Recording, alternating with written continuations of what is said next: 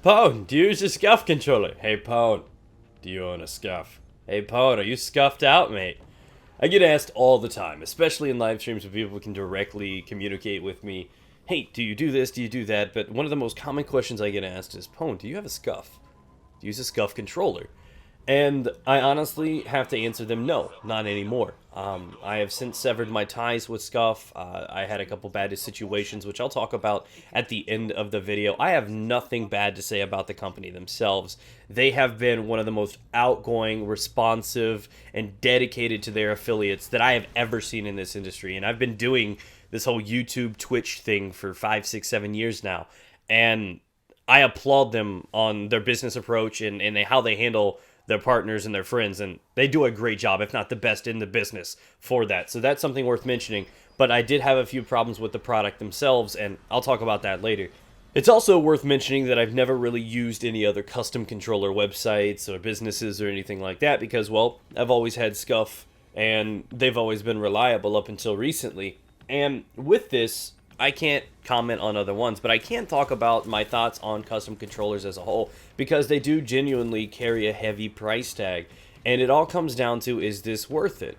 A lot of people are endorsed by SCUF. A lot of people are sponsored by SCUF. You see and look to almost any, big name in the YouTube scene, and they're partnered with SCUF. You have a discount code, they get paid from them, and it's expected because they're a successful company, and I've been with them since they pretty much booted up on YouTube. And it gets to the point where when you have this many people, this large outreach, that a lot of people will start purchasing things without knowing whether or not the product is worth the money. I mean, you see the same thing that happened with Beats. They may be a decent headset, but they're definitely not worth the money. But with that endorsement, with the celebrity approach they had, a lot of people will buy things just simply because their favorite so-and-so or athlete or whatever bought them. The same thing holds true to SCUF. And a lot of people think that this is an item of necessity. And this is one of the biggest misconceptions. SCUF controllers are what I like to call a luxury accessory. Are they cool? Yeah. Are they great? Yeah. Are they necessary by any means? No. No, there are a couple situations where they come in handy, but for the average player, they're not very valuable at all. At the end of the day, you're going to pimp out a full custom controller from scratch and spend roughly $200, no matter which website or host you're going through for a custom controller. And when that all comes down to it, you could have bought an actual useful accessory like an Astro headset, which could be top tier and can actually help improve your gameplay from being able to sound whore and understand where things are coming from. That can benefit your gameplay. Your average controller, your custom controller, is not going to do that. You've got the buttons on the back, that's cool. So if we skip past the cosmetic things like the bullet buttons from your sights and the blacked out buttons and the different types of sticks and everything like that, there are lots of sites that allow you to buy those sticks and teach you how to put them in yourselves, and you only spend 10-20 bucks on them. So if you're really looking to customize things and you want to go out of your way, you can even do some of those yourself. So you got to think that the base controller, if you buy it from the store, is what, 50-60 bucks. Where'd that extra 150 bucks come from? A couple paddles on the back? Is it really worth it at the end of the day for a little bit of customization, a little bit of color on your controller, and the ability to use buttons that already exist on the controller, just easier and more convenience on the back?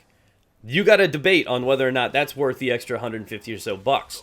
And this is where that comes into play. When I first got it, I was into the hype phase. I'm like, oh, hey, a SCUF controller. This is really, really cool. I played it during the COD days. I know a lot of my friends used it. They used to drop shots when it was a big thing. And it does have some usefulness. For example, I would say that this really only matters to about 1% of the Call of Duty players, the people that really take comp seriously. Because when you take your thumb, the whole thing was designed to stop you from having to remove your thumbs from the actual sticks themselves. Every time you need to reload, you got to push the X button or the square button, and that takes your thumb off of the aiming.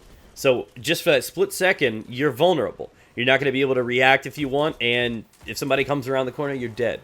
So the design was, push the button on the back while you can still aim and do stuff like that.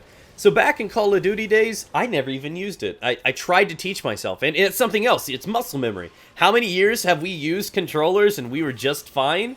We never needed buttons on the back. This was never something we absolutely needed, and we got along just fine. And now that it's there, it's cool. But I had to teach myself to use these things, and I probably didn't even touch them for 6 months. I just liked the controller, and I didn't understand the use of them when I played COD. I didn't fully understand the value of them until I started playing Battlefield on console. Now, this is where things change. Now, Battlefield, it had the back button as the spotting button. You know, that's super inconvenient right there in the middle. When you needed to pull out your equipment, I believed you had to use the directional pad. So you have to take off the entire mobility stick just to pull out your revive sticks or throw out health, and you do that consistently in that game. So having those buttons available on the back of your controller, yeah, that made things a whole lot easier. For a game like that, a whole lot easier. When you're playing games like Plants vs. Zombies or any game where you have to hold down the X button or something to revive somebody, you have to take your right thumb off the aim stick, and you're vulnerable for a few seconds while you revive somebody. So some games have some real value, and with, you know, growing popularity to things like MOBAs and stuff, there's more value for these types of controllers out there because those buttons on the back can come in handy. But in most situations, for most people, that 1% will benefit from these. But most people are not really going to see any change to their game. It's just pure convenience, pure luxury of having them. And honestly, when I was playing Battlefield, I saw the purpose of it. I would be in the mood to buy one of these. But like I said, for the average guy playing your average game, you're not going to really benefit too much from this convenience of having buttons on the back. And let alone for the price tag that genuinely comes from it. If you want to pimp that thing out, that's a lot of money you pump into it. That's $200. Man, that's 2/3 of a next-gen console itself. You're paying for a pimped-out controller that's almost worth the whole damn console.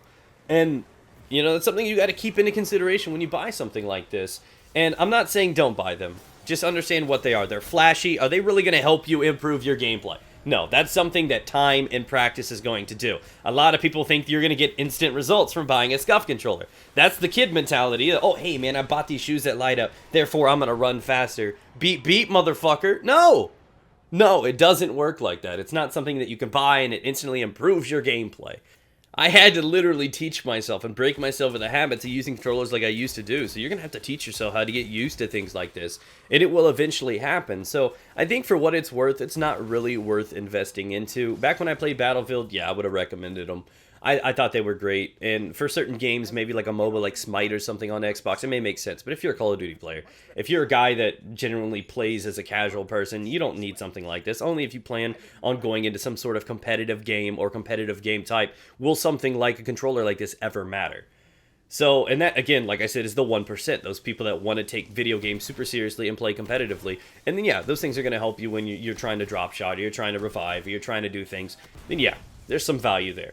But at the end of the day, I still don't think that value is worth the price tag. That's something you have to decide. This is definitely a luxury accessory. So this is something that I would ask my loved ones to buy me for Christmas. This isn't something that I would really want to fork out my own cash for in many circumstances. Like I said, it depends on the person. You place your value where you want to. But at the end of the day, these controllers are absolutely incredible. They're awesome for what they were. The price tag is just really, really high. Now, as I mentioned in the start of the video, I had a few problems as towards why I decided to stay away from SCUF. Now, I have not dealt with any other custom controllers since. I can't speak or vouch on their credibility or their reliability as a product. When I first had SCUF, and they were like Xbox 360 controllers and everything like that, never had a problem, not once. And I worked and used the hell out of those things. It wasn't until the next-gen console came out that they pumped out their controllers, and I had a lot of problems. At first, everything was smooth. It was just love, no problems at all. And then the custom thumbsticks from SCUF themselves were starting to tear. And after that tour, I went ahead and contacted them instant. 2 days later, I got me a replacement. Awesome. Quick response time. Incredible. Incredible business practice. And then, after about 2 days, the controller just stopped working. It wasn't, I don't know what it was. It just died. It literally just, clear! Nothing. Nothing at all. It just stopped working. It wasn't the cord. It just didn't want to work. And I contacted them again, and at the end of the day, I went through 4 controllers in a 6-month period, 3 of them within a month period, on Xbox One and a PS4 controller. And 2 of them suffered from thumbsticks breaking, and 2 of them just stopped working out of nowhere. And because of that, I decided that I was not going to associate myself with SCUF anymore.